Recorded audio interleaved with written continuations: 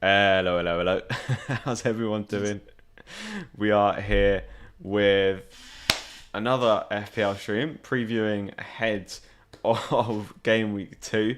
I already see MC Moyes coming in with the Lukaku brace against Arsenal. Just drop that one straight in there already. Joined here, of course, as always, by the absolutely magnificent FPL corner flag, Mr. L. Taylor. How you doing, fella? That's a lovely intro. I'm doing very well. That's Hello, hello, the hello. How's Oh, everyone doing? that is. We are here Oh, with. oh no, there's gonna be a hell of a lot of reverb. Oh no, I've got it on multiple devices. You're oh yeah. gonna hear myself back a couple of times going, hello, hello, hello. But yeah, Trademark. the trademark, hello, hello, hello. But yeah, I hope everyone's doing well. Yeah, without further ado, we'll just get straight on into the team. So I'm gonna bring your team up first here, Bell. Yep. So here it is. Currently no changes ahead of game week 2. Talk us through the team, how you're feeling. Yeah, just generally, what's going on? Yeah, feeling good. Was one of the many in the 100 club last week, so a lot yeah. of people on Twitter getting over 100, which is pretty mad to see in a single game week, and game week 1 as well. As you can see on the screen, I was not a part of that club. Yeah. But yeah, no change to the team. Pretty happy with it as it is Yeah. going to game week 2. I Decent. really want to bank that transfer ready for game week 4 Yeah. and 5 for the international break. Seems like there's going to be a bit of chaos around that. There is going to be some chaos by the looks of it. So yeah, it could be a good idea to at least go into two transfers into that. But yeah, we'll come to my plans, but not quite there. So how do you feel about Schmikas then? Is he got out? There's been little murmurs about him. Do you think he's going to start? Yeah, I do. I think there's quite a lot of hype about that video that Liverpool put out of Robertson. Of but Robbo running at in the a straight line. At the end of the day, yeah, he's back training, but at the end of the day, he was just running a straight line. You know, there's been no footage of him sort of being able to change direction on his ankle, sort of go between Turning paces left, and turning stuff. right. Yeah, exactly. So, although I'm sure he's Yeah. soon to be back, I Yeah. don't think it'll be Not soon as enough. soon as some people making out now. And Harvey Barnes, what are we feeling now? Obviously, the man blanking in the first one. Same with Rafinha. How are you feeling about those two in the midfield? Mm. I'm going to keep both for this week and probably next. Rafinha, I think I'll keep for a while. He should have scored against United, really. Yeah, definitely should have.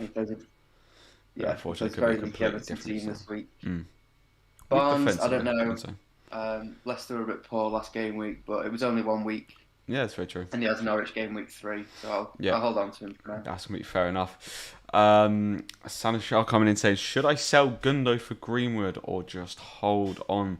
So yeah, I think there's news coming out that Gundo, not necessarily that he'll start, but he's been back in training, so obviously, you know, he has the potential to start, but you never know with Pep. He is due a price decrease. I don't know if that has actually happened yet or not. But El, what would obviously you're a big plaudit for Greenwood, so I assume you'd make the transfer. But what do you think? Yeah, I think Gundo will be out for at least this week, if not next. He's got that shoulder injury, hasn't he, that we're not too sure on what's going on with that. And Greenwood looks so good at the moment. He looks all right. Varney's another one that will be away for the international break. Yeah, that's true. With the potential of quarantining because he'll have to go to Uruguay. And Martial doesn't seem fully fit either yet. So in terms of striker options, United are fairly limited. So Greenwood looks The thing that I good found for the interesting as well is that when Solskjaer was making the subs, Greenwood was not one of the ones who actually came off. So Yeah, that is a big thing to say. So yeah, obviously Greenwood looks very good for the next couple of weeks and probably will end up playing with Gundo. You know, there's that uncertainty and probably just generally I'd put my money on Greenwood to score more than I put my money on Gundo to score, to be honest. But yeah, MC Moyes coming in. I'm tripling up on Leeds because of their fixtures. Interesting that. So I'd assume that 2 of those are going to be Rafinha and Ayling, and maybe a third on Bamford, potentially Harrison. Those are the kind of main 4 I'd look at. Some people would maybe dip into Mesle as goalkeeper. And how are you feeling actually about Sanchez? I know a lot of people, and most people we know, have gone Sanchez. Are you still all right with Sanchez in that? yeah. He's 4.5 mil goalkeeper that should get. Yeah. Over the next 10 games, if he gets 5, 6 clean sheets, I'll be more than happy with that. For sure, man. And yeah, finally the two up front there, Ings and Antonio. Obviously Antonio with a beautiful haul against Newcastle, and Ings getting the 96th minute penalty. And I mean, it looks like, two home fixtures, two okay. I mean, the better fixture there for Aston Villa, when Newcastle, conceded 4 goals to West Ham. So hopefully Ings can get himself on the score sheet. But yeah, those two attackers looking very nice. Definitely, especially with Watkins looking to be out again. Everything will be through Ings on that. Definitely on pens as it was confirmed in the last game. And then I guess the last thing in this team to really question about is the captaincy decision. I know you were humming and hawing, and I think I'm pretty certain on who I'm going for. But what are you thinking in terms of the Salah Bruno toss up? I think I'll probably stick on Salah. His effective ownership will be crazy this week, and his record against Burnley isn't very good. But no. So going to be packed out Anfield for the first time in a while. Yeah. He looked really, really good last week. And yeah, Fernandes is the only real alternative. I don't think Southampton looked very good. I think United looked unbelievable. But that was against Leeds, and we always do well against Leeds. So. That's true. Yeah, battered them last year, battered them this year. Yeah. At Old Trafford, mind you, so you never know. Away, it could be away to Sam. Is it St Mary's where you've been smashing them before? Yeah, it was. Yeah. Yeah.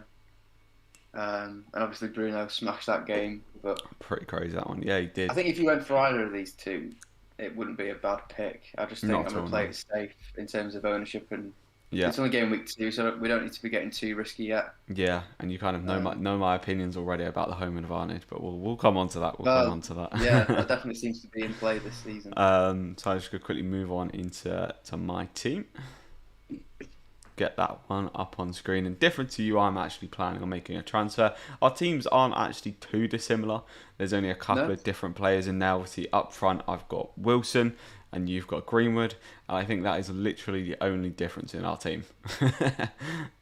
Those are the only 2 players difference. And I mean, obviously, that came big last weekend with Greenwood pulling out there's an extra 2 points over Callum Wilson, but I'm very happy to own Wilson.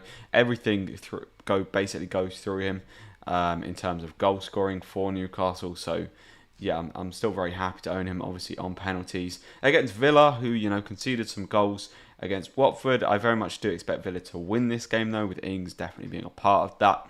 But you can see, Aston Villa potentially conceding a goal, and if anyone's going to score that, Wilson's going to be the man coming in. Should I keep Kane if he plays?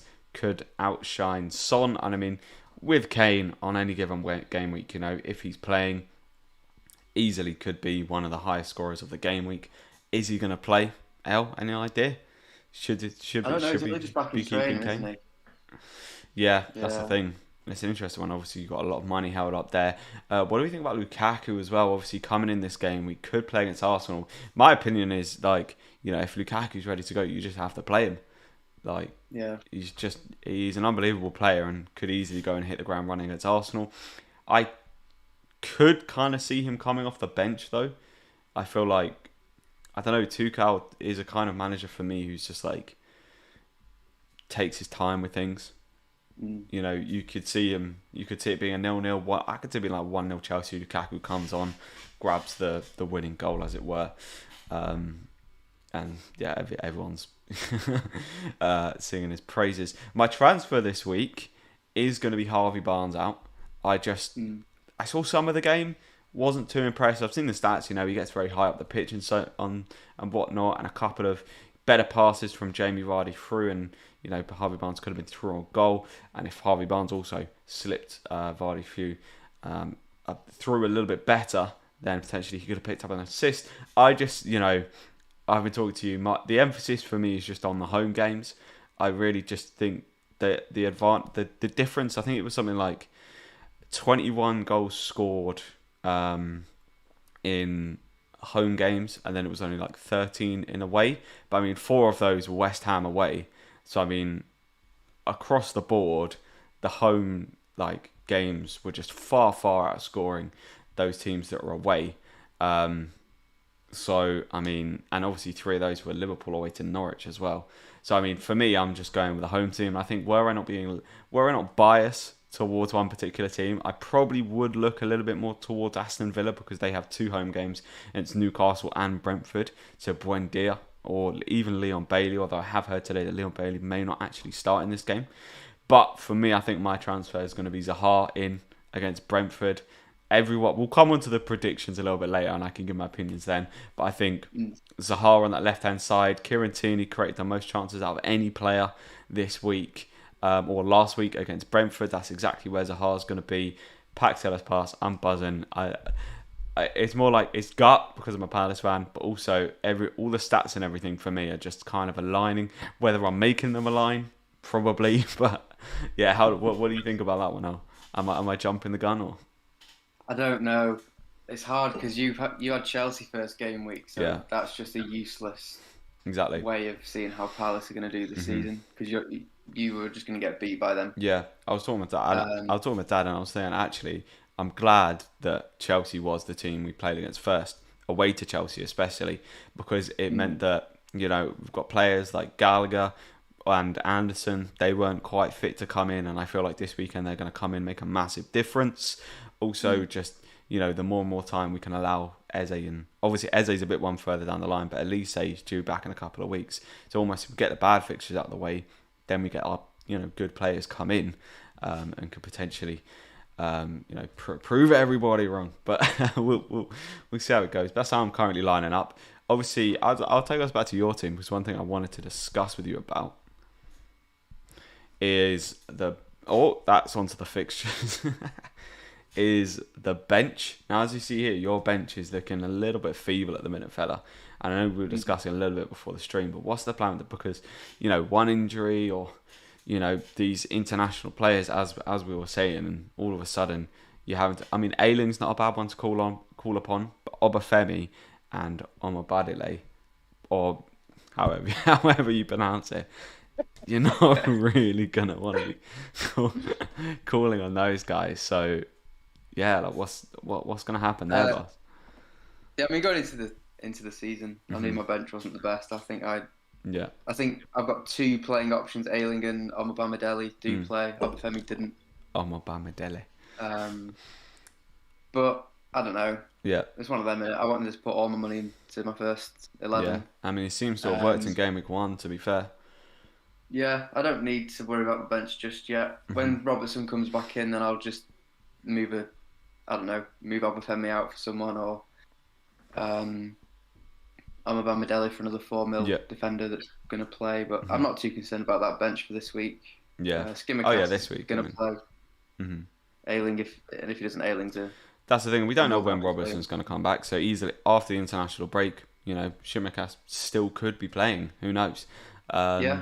In the chat, Joe, how you doing? Let us know in the chat as well the transfers you guys are potentially making, or just how your teams are lining up for game week 2. Any potential kind of captaincy questions or debations, I guess, that you have, and just drop a comment and let us know how you're feeling for game week 2. And I mean, I'm looking at that team now. I'm looking at both of our teams. Obviously, one player difference. And it does just kind of think, it makes me think, well, there's plenty of points there. And I also do like the fact that, for example, you've got 1, 2, 3, 4, 5, 6, 7 home players. With my transfer, I'm going to be having 8 home players.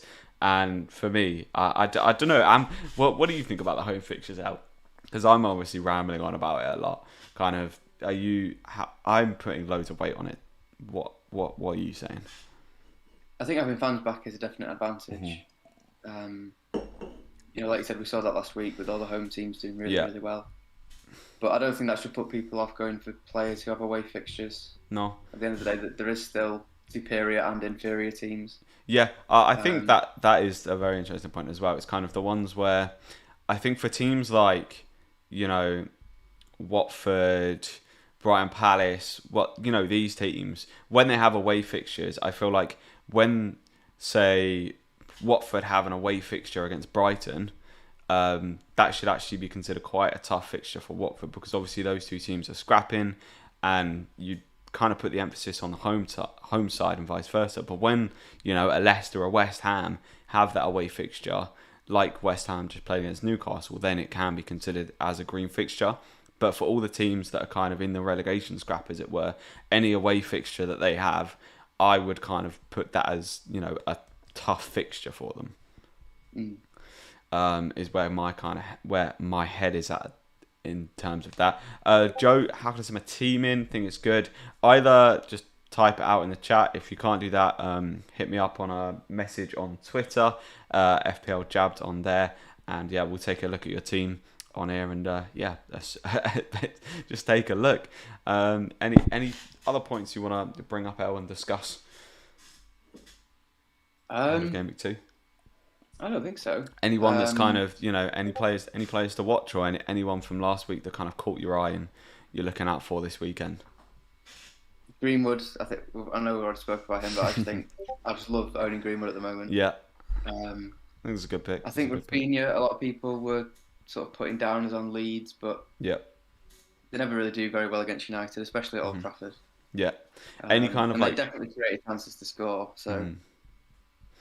Any true differential players, Any Adama Traore's, any kind of players who really outside of the box, you're fancying? Wilfred Zaha. I've had Traore before and got nothing from him, so I'm always wary of Adama Traore. Mm-hmm. He always seems to do well when you don't have him, then just bottle it when you do have him. Mm-hmm. But Wolves are looking good. Jimenez is back. So agreed, teams to watch. I think in game week 4 they've got amazing fixtures. Yeah. They're not just yet, but it's certainly one to keep tabs on.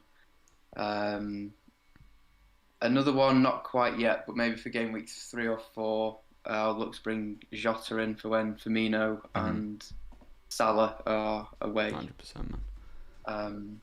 Because Liverpool are quite restricted in terms of attacking options then, so Jota should play every game. Yeah, you would think at the moment he's definite risk of rotation at the moment, while Firmino is there. Yeah, true, and Liverpool have some decent fixtures to come up as well. What I do want to discuss actually, you know what?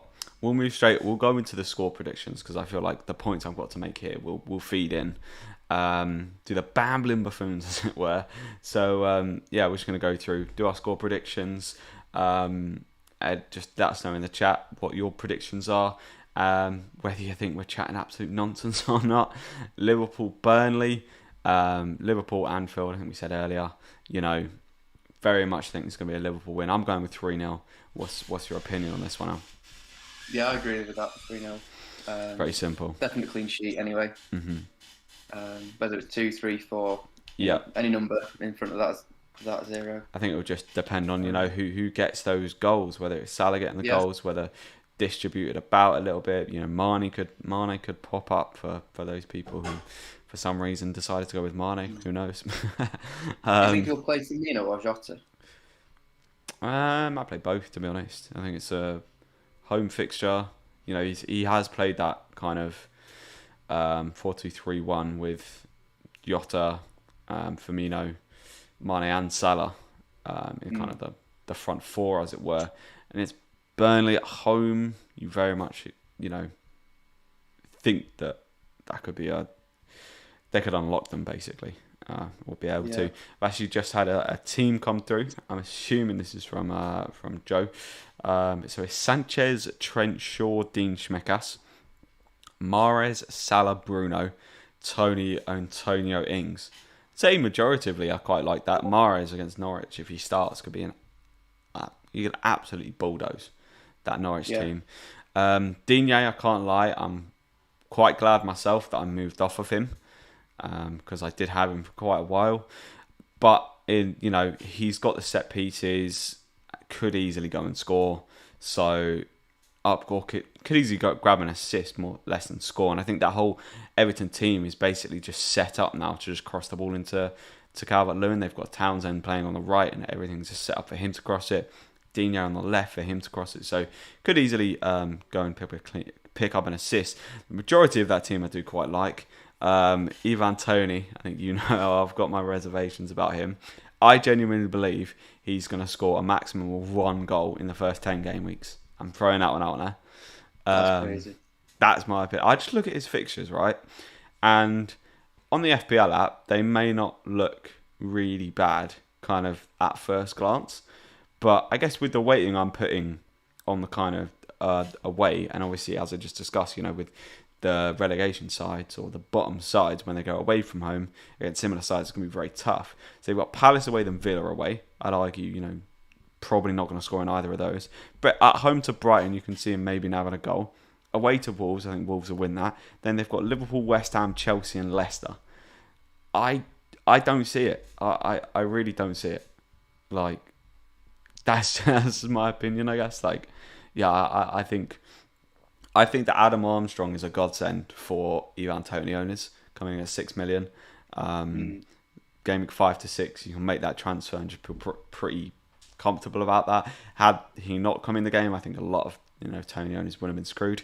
But we'll move on to our next fixtures: Aston Villa, Newcastle. What do you think?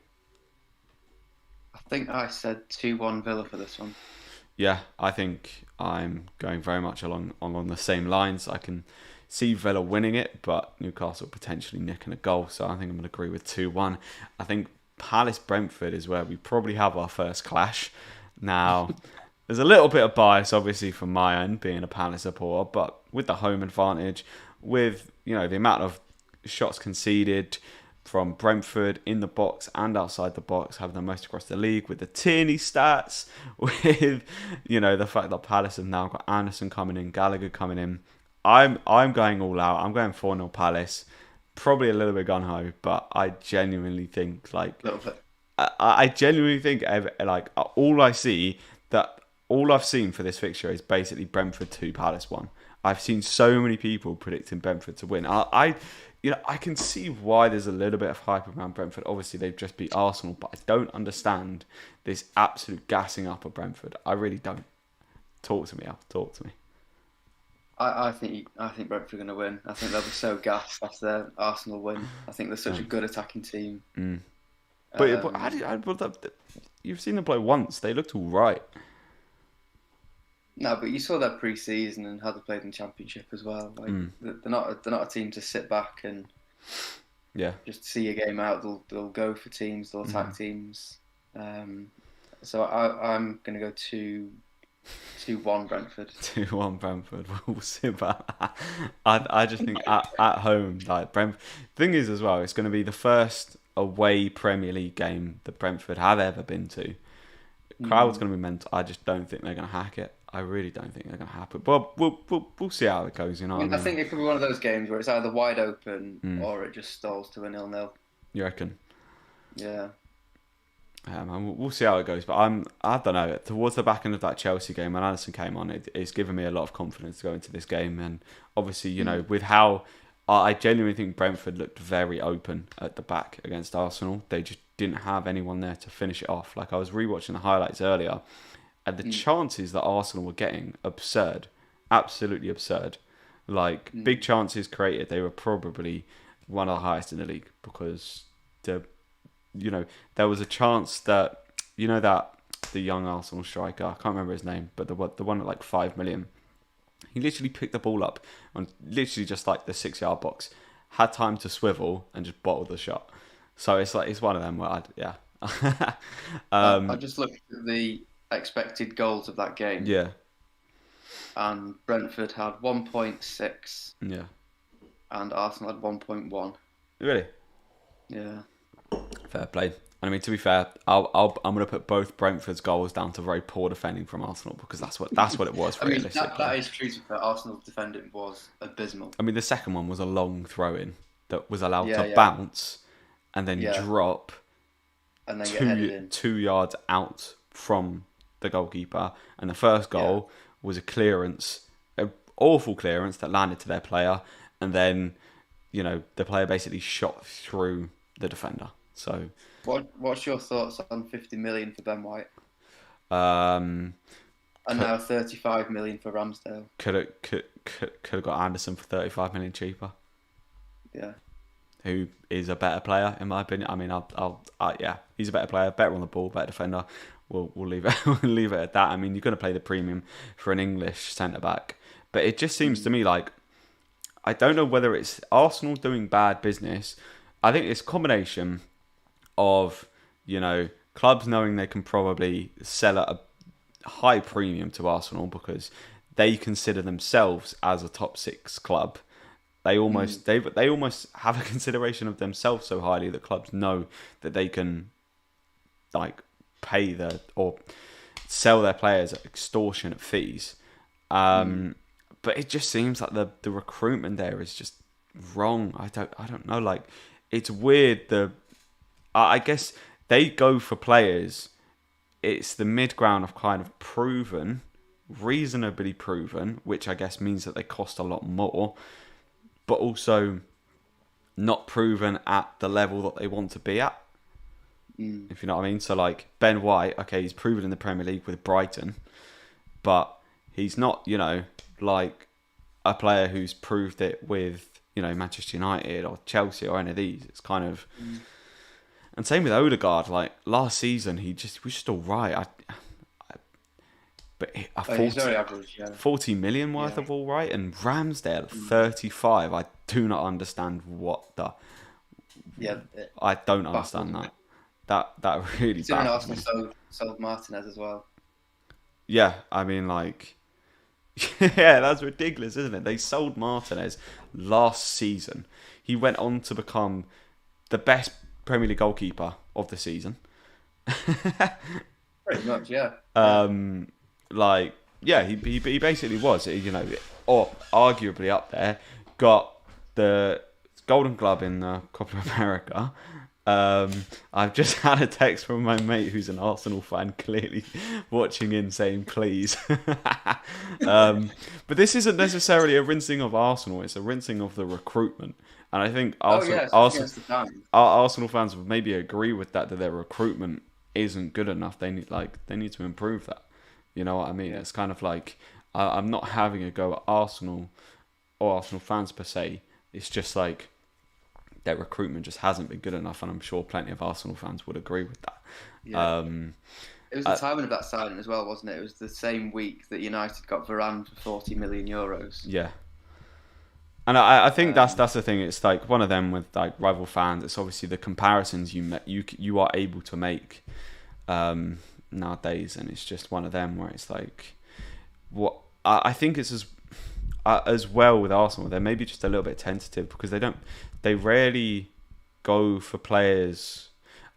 It's hard because they don't really go for up and coming players. I mean, to be fair, 40 million for Varane is just a cracking piece of business. You know what I mean? You could put it that way and just say like you've done a cracking piece of business. I don't think many, like loads of clubs would have snapped at that, if you know what I mean. Varane's probably easy worth a lot more, and you could argue that you paid 80 million for Maguire, so where's the chat around that? Has he lived up to that? That was a comparison I was going to make, because I think that 50 million for Ben White is more of a robbery than more of a extortionate fee than 80 million for Maguire. At least Maguire was proven in the top 4, top 5, and his regular. Maybe was he? Was he at that time? I mean, he looked good, but I mean, he didn't play he didn't play in there like in there when they won the league. He wasn't a part of that. He wasn't part of the league winning squad, but Leicester have been consistently top. Well, top 8 since then. Okay, yeah, top 7, 8. Flirting with relegation. To be fair, I think I guess John Stones as well has taken him. And to be fair with Maguire, for the past few seasons he has been slated, and maybe this season, towards the back end of last season, people are sort of being like, oh, okay, give this guy a chance. He's actually pretty good, especially after England performances. So it probably will take maybe a little bit of time with Ben White. He's still quite young, so it's an investment, I guess, in the future. I think Arsenal need that at the back because over the past seasons, you couldn't have nailed down two Arsenal centre backs. Who's going to start this week? I don't know. Quickly, we'll move like Ings or Tony. Massively in Ings. You could probably name most of the strikers, and I'd Werner or Tony. Give me Werner. Benteke, give me Benteke. I mean Mapai, definitely give me Mapai. Yeah, I'm more massive. I probably lean towards Tony. That's the Barca's end there. Yeah, I'm not going to be silly. I'm not going to be silly. I'll say Tony's really bad, but Ings or Tony's just got to be Ings for me. Sorry. But yeah, let's roll through. I've enjoyed that little Arsenal discussion, but let's. Let's leave the Arsenal fans alone. Yeah. I mean, to be fair, I'm sure they'll agree with plenty of that. They're probably just tired of hearing it though. Because they themselves probably know it's not great. But 35 million for Ramsdale, fucking Jesus. It's crazy, isn't it? Leeds, Everton. What are we saying? I think I said 3-1 Leeds for this one. 3-1 Leeds. I can get in the ballpark of thinking that Leeds will score goals. What did I send you? I think I went 3-1 Leeds as well. Oh, did you? I think I did. I have a little scroll. Yeah, you did, yeah. Yeah, I think 3-1 Leeds is where I'm going. I think Leeds will score. I can see Everton scoring as well. Maybe now and a goal. But yeah, I reckon that's 3-2 to Leeds. So just one more go there for Johnson. Also, Walcott or Zinchenko. Interesting. Any opinions there, Bell? I think Mendy was awful last game week, so I think Zinchenko pretty much has that left back position nailed down. Yeah, I think that was Zinchenko as well. Had a very good Euros, in my opinion. Yeah, he did. He got really far forward, got into good attacking positions as well as being pretty solid defensively. I think he'll be one that kind of more and more comes into the Man City side and gets more and more regular time. And I think he's still pretty young as well. So, yeah, plenty to do there for Zinchenko. Zinchenko will be the one I'd go for out of the two. Thoughts on benching Dean? I mean, who for? If you're benching him for on my bad, yeah, that geezer, then probably not on my badly. Is that the one? Yeah, probably not. If you're benching him for Ivan Toney, that's a silly move, to be honest. But no, I'd always say, as a general rule of thumb, for me is to play the attackers on the midfielders over the defenders. Just more likely to haul. More likely to do stuff but get more points, in my opinion, basically. That's what we'll go. That's what we say there. Man City Norwich. Now I've seen a lot of very hefty scores for this game. We've seen some 5-0s come out, some 4-0s. What are you in the camp of for this one now? I think I'm just gonna go with 2-0. You're reading my mind, fella. You're reading my mind. I think City will win. I doubt Norwich will score, but I think City aren't fully fit yet, are they? They looked a bit off the ball last game, so I don't think they're going to be, peak Man City that can go to Norwich and beat them 5-6-0. Yeah. I think Norwich might cause some issues. 100%. So yeah, just 2-0 for me, I think. A cheeky 2-0. Yeah, it's going to be one of them. Norwich probably go in and sit in nice and deep. But obviously, I think City have got the quality. Be interesting because I don't know what were your opinions on Grealish. I think he looked all right, and that's probably about it. What did you watch the game? What were your opinions on that? I thought he was one of City's best players on the day, but he's still very much getting used to. He's not really used to teams sitting back against him, is he? He's used to playing for Villa, where teams will come at them and give him room behind, whereas. Now he plays for City. I think he's going to have a tougher job of breaking teams down. Although, he's got the talent to do it. So I don't think. Yeah, potentially it's one of them where, as you say, against Villa, teams would have pushed off a lot more. He skins a man, he plays it through to Ollie Watkins, and they go and score. Whereas at City, it's a completely different proposition. He does have that tight dribbling. But from what I saw from City, I mean, they did make good chances as City do, and it's all about the tight spaces, and I think Grealish can do that. It'll be very interesting to see when De Bruyne comes into that side, like having Grealish as the left centre mid and De Bruyne as the right centre mid. Looks like it could be very, very dangerous. So we'll see how that one goes. Jonathan coming in 4-0 to City. Jesus. Never know. You never know. Could easily be. And also, and I've talked about, to you about a potential Salah to Son move. Debating as well Salah to De Bruyne. I will be debating that for sure. A little bit outside the box, but yeah, we'll see. Would we be considering Fernandes so heavily this week if he hadn't got a hat trick in the last game week? As a United fan, I'm going to throw that one to you, Val. Would we be considering Fernandes as much? I think we would do, to be honest. I think if you look at his goals, it wasn't a lucky hat trick. Each goal was superbly taken. Yeah. It wasn't. None of them were just tap-ins. But I mean, Fernandes he's had 4 weeks rest, and a rested Fernandes is just unbelievably good. 100%. So even if he hadn't got a hat trick last week, he would have got something. I think still would be considering. For weeks to come, it's going to be the toss up between Fernandes and Salah. I think game week 3, Salah's got Chelsea at home, Bruno's got Wolves away, and then Son's got Watford at home. I'd even be I'm planning on potentially bringing Son in, but I am really heavily considering captaining Fernandes even still for that game week, just because, I mean, last season his away form was pretty impeccable. There was a stat going on for a long time that he literally returned in every single away game. That was obviously broken. I think it was broken against Sheffield United as well, which was a weird one to have it come against. But yeah, be some strong considerations moving forward, and obviously whether how much away and home form was actually a thing last season. Hard to really say. Whereas this season with the crowds back, definitely be more influence. Thoughts on Kane, Buendia, Jota and Ings to Fernandes, Son, Tony and Dennis? Is that an early -12? I was going to say, I hope that's a wild card. Yeah, I was going to say. I mean, getting rid of Kane potentially, not a bad thing to do. Buendia, I like, going forward with a couple of home fixtures he has. Jota could easily start against Burnley and go and smash it. Ings, I really like. I guess what you're trying to do there is bring Fernandes and Son in. I guess at the cost of also having Tony and Dennis.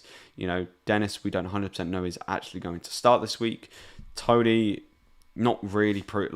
I will only be convinced of Tony once I think he's banged. I think it's going to have to be 2 or 3 game weeks in a row for me, and then I'll be like, okay, I'll turn my head. Even if he scores 1 goal, I think everyone's going to be gassed, but it's not going to really turn my head for me. I'd stay with what you've got, especially if that's going to be a -12. Potentially move Kane to someone, just because we don't know whether he's going to play. But yeah, I'd be holding to what you had there, and yeah, potentially looking to move Kane out. Of course, I would to me most essential player to own in FPL. Yeah, definitely you have to own Fernandes. That's not to say that if it takes a -12 to get him in, probably not. I have Gundo. He's fit to play according to Pep. Is he safe to keep?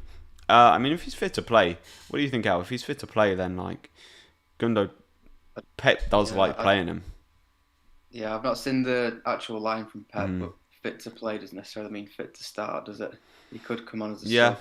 Potential. I think it's just I think I'd just get rid. What kind of risk do you want to take? You're playing with fire a little bit, but then if you can find 0.5 from somewhere, you can do Gundo to Grealish if you wanted to keep a City midfielder. 100%. This guy's thoughts on Barnes, and I mean, my opinion of Barnes. I mean, I think he's a good player, and I think it could easily go and do something against West Ham and against Norwich. Leicester in their first game against Wolves didn't really kind of invigorate me that much. It was only I don't know if you saw the goal, Bell, but it was a superb goal, a cracking piece of skill from Pereira, and the finish was just unbelievable. But for that to be the difference, kind of shows that Leicester weren't really breaking Wolves down an incredible amount. So I think against West Ham, who looked really, really good against Newcastle, I'm personally transferring Leicester out. Can't quite afford to transfer the whole team out. I'm transferring Barnes out for Zaha. That's just my personal opinion on the matter. But then obviously against Norwich the week after, could easily go and haul, as we've seen Barnes do plenty of times in the future. I don't think Norwich will get smashed at City, as they weren't very impressive last week and seem to be slow starters. 2-0 for City for me. Yeah, it was a funny thing the announcer saw after is that actually Norwich looked a lot better when Pukki was off the pitch. They brought on some kind of younger, faster players, and they looked all right there. what was it? Sargent, the guy from the US. Didn't look too shabby. Where were we up to? Brighton, Watford. What was we saying here, Bal? I think I said 1-0 Brighton. Yeah, 1-0 Brighton for me as well. I think. Yeah, I think I'll take a 0-0 though. Wouldn't mind that. I think the home advantage will sort of get them just about over the line. Watford obviously have their first loss after a impressive last week. But I think, the second game, I think there's just going to be a lot of swings, a lot of probably, that's what I guess we always find during the Premier League season. It's like it constantly swings. And with the home form, as I mentioned quite a bit, it'll be interesting to see whether it's just kind of like the first two games, obviously, because those are the first two games where it's fully, crowds packed and back, or how, whether that carries through the season or not. I think that'll be very interesting to see. Southampton versus Manchester United. Now, at home, could Southampton pull something off here? I think you're going to very much say no to that. Dean coming with 2-0 Brighton. So what's your opinion on this game now? I think it depends who United put up in defence. I think if it's Maguire and Lindelof, then Lindelof will get skinned by Armstrong's pace. Yeah. If they play Varane, I think it'll be a clean sheet. Really? So it depends on, if it's Varane in, then 3-0. If it's not, then 3-0. 3-1, 3-2. Yeah, I see Southampton almost similarly, because I remember a game last year where Southampton went 2-0 up, I think, and then Bruno came on at half-time and you won 3-2.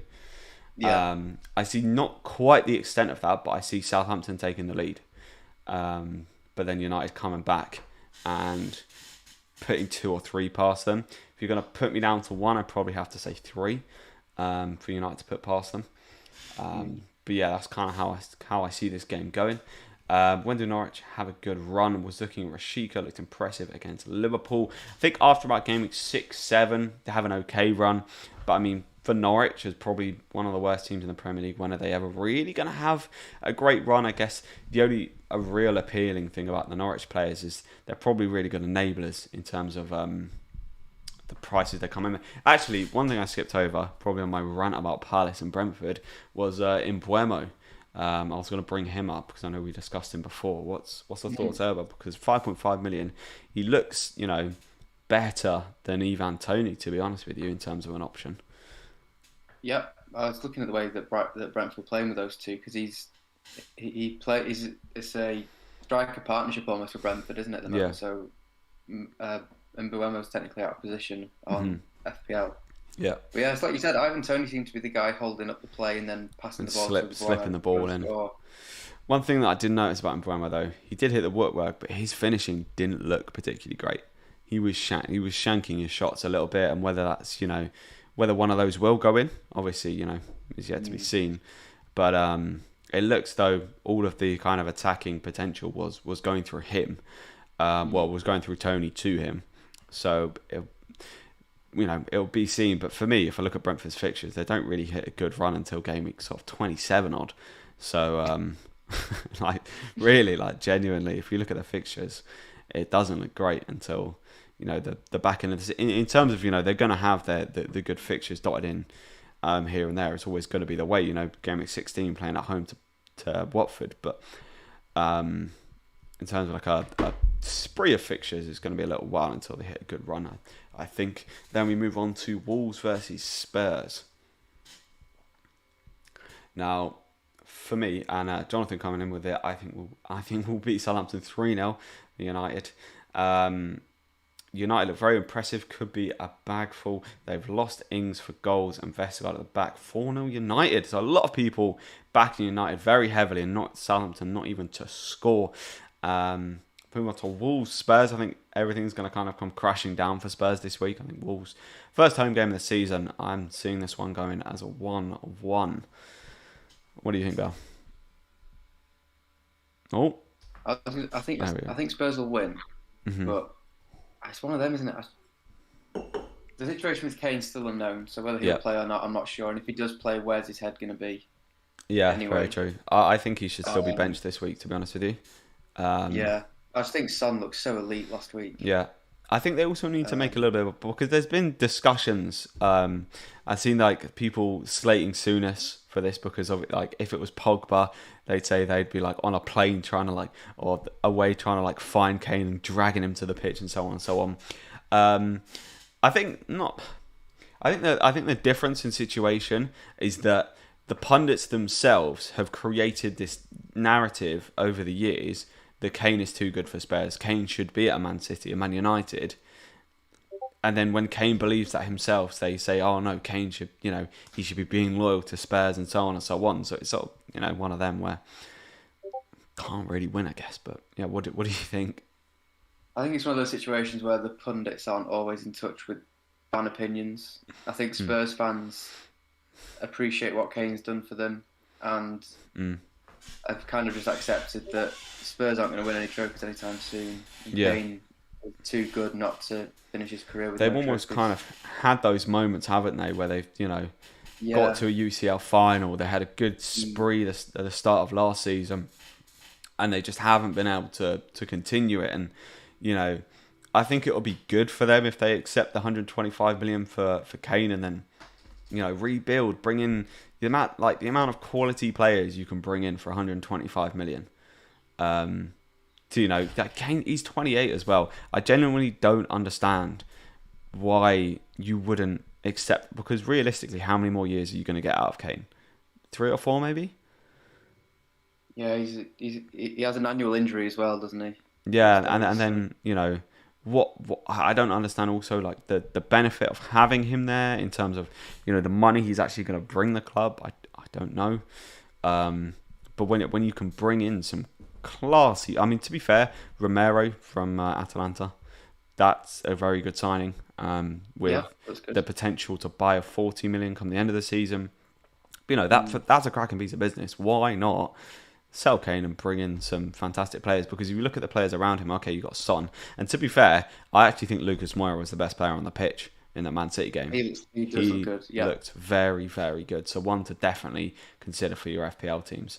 I'd rather have Spurs left it too late yet. Yeah. Now there's 2 weeks to go till the end of the transfer window, and clubs are going to know if Kane goes and Spurs are now sat with 125, 150 million. Yeah, they'll be desperate for a striker, and I think they'll just get rinsed now.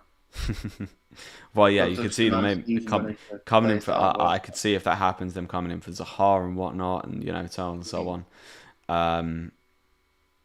Let's say that happened. What would Palace know that Spurs are coming to them for Zaha? At that stage, I reckon it'll be like 50 mil at least, because it's that late. You know what I mean? Yeah. Like, or they may even reject. Like, if it's literally like the week, they may even just say no. To be honest, because it's that late. But then I get, whether that will cause problems with the club, but we'll wait and see. But it looks like Daniel Levy is very much like he's got 2 more weeks to hold out. Basically, he doesn't want him to go. 2-1 Spurs coming, 3-1 to Spurs. By the way, Wolves, the only PL team that Son hasn't yet scored against. That's a hell of a stat. How you found that one out? Fair play. But yeah, that's a crazy stat. That's a mad one to come out with. What was your opinion on that? But do you think Kane should play this weekend? No. I don't think he'd be much use to Spurs at the moment. He's only just got back to training, and I don't know, with all the transfer talk going on in the background, I don't know whether his head will be focused enough to put in a good performance. But then he is Harry Kane, and he can. That is his name. Elite, so, I mean, yeah, for sure. I get behind that. I don't think Spurs need Kane to beat Wolves. If it was Spurs against City or Spurs against Chelsea, you might look at rushing Kane back and just getting him on the pitch and seeing what he can do. 100%. But against Wolves, I think play Son up top.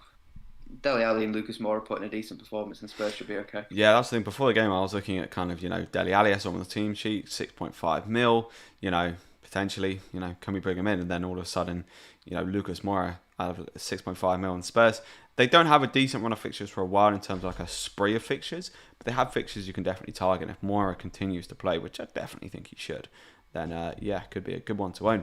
Gundo to Greenwood, or Jota to Greenwood, or neither worth taking for -4. In my opinion, I'm like, last season I may have said yes to you. I've now come with the opinion that it's like, I just think -4 is rarely ever worth it, to be honest. Especially this early. Gundo could easily play and score. I really just don't like -4. I'm going to try and go the whole season without taking -4. That's the way I'm looking at this season. What do you think, Al? Yeah, I think my minus in last season was far too much. Yeah. Especially that week with the minus 16, 12, whatever it was. Yeah, I kind of calculated it up, and like the first half of last season, I took way too many minuses. So this season's gonna be a lot slower. And the kind of calculations of that, I'm just getting rid of this all like, if the player doesn't play and so on and so on. Rafinha or Ben Rama for game week 2. Interesting. Ooh. Game week 2 alone, I'd probably say Rafinha. Yeah, I think if that's a question like who should I buy out of those two, I think I'd go for Rafinha. Like what I was mentioning to you before, Jabs, that the Lingard talks hyping up again. West Ham seem to be putting a bid in. Oh, potentially really? going head to head with Everton for Lingard. And that where Ben Rama played was exactly where Lingard played, and I'd be surprised with how Lingard played last season if Lingard wouldn't just come straight into that team. Yeah, especially if they just paid 30 million for him, they're going to play. Yeah, 100%. But West Ham they haven't really made any signings this window, have they? And they're a team that just loves to go and splash like 25, 30 million in a window, just like consistently they'll spend that amount of money per window. Then we come on to Arsenal Chelsea. It's an interesting one. I'll be going to a bar to watch this one on Sunday, so very much looking forward to that. What do we think? Does Lukaku play? Yeah. I don't think so. I think he might come on as a sub, but I don't think he starts. But even so, I still think Chelsea will have Arsenal here. I think they'll have them. I think it'll be like London derby, first game back for Arsenal. I do think there are certain things that we have to, put in play here. Arsenal also, they everyone slates them, but they do have a knack sometimes for they will beat kind of bigger teams more often than a lot of the other clubs will, and come away with results against the likes of Chelsea and Spurs and so on. I remember last season, Arsenal scored one goal in an entire month. Ended up being their goal of the month, and it was a penalty. It was a penalty against United. I remember that. Will we see? We'll probably see a few players back for Arsenal. Whether Lacazette and Aubameyang will be back, that can make a massive difference. So I think Arsenal will score in this game. Might be a draw, but if Lukaku plays, I can see Chelsea nicking this one. Maybe a 2-1 to Chelsea, but I think there'll be some good things for Arsenal fans to cheer about. I can see Arsenal definitely taking the lead in this game. Maybe a 1-1. Lukaku is best for game week 2. 3-0 to Chelsea. Yeah. Interesting indeed. West Ham versus Leicester, taking us to the final game. I think I'm very much in a West Ham bubble right now. They look very impressive. So I'm very much in the boat of a 2-0 West Ham for this game. Yeah, it's a tough game. They're both teams that are sort of gunning for that sort of lower end top 6, top 7 finish. And West Ham obviously haven't started in Europe yet, so still a pretty fresh team. Mm-hmm. I've seen it being like a 2-2, to be honest, this one. A 2-2? I mean, a bit of Harvey Barnes influence there, but... maybe a little bit. But I mean, that's the same thing with my Palace 4-0, so there we go. I mean, Newcastle got a reasonable amount of goals past West Ham last week. Yeah, so that's true. Less than the superior team of Newcastle. Home crowd, we'll see. I guess what the difference is there. But I think that's puts us pretty much bang on the hour mark. So I think it's a nice sort of time to wrap us up here. Thank you everyone for joining in. I've had a lot of fun discussing, ranting in stages about my opinions. But quick last one: Ings or Calvert-Lewin for game week 2? I'd be going for Ings. UL. Yeah, Ings for now, but I'm keeping an eye on Calvert-Lewin. Yeah, Calvert-Lewin for the next 10 game weeks. Ings for this very game week. But thanks very much for joining me, Al. Very much appreciate you coming in. Pleasure. And, I'm sure we'll be back soon, next week probably, depending on how things are. Good luck everyone for the coming game week. We'll see. Might do a deadline stream tomorrow. I'm still yet to decide, but if I don't, good luck everyone for the coming game week. And we'll catch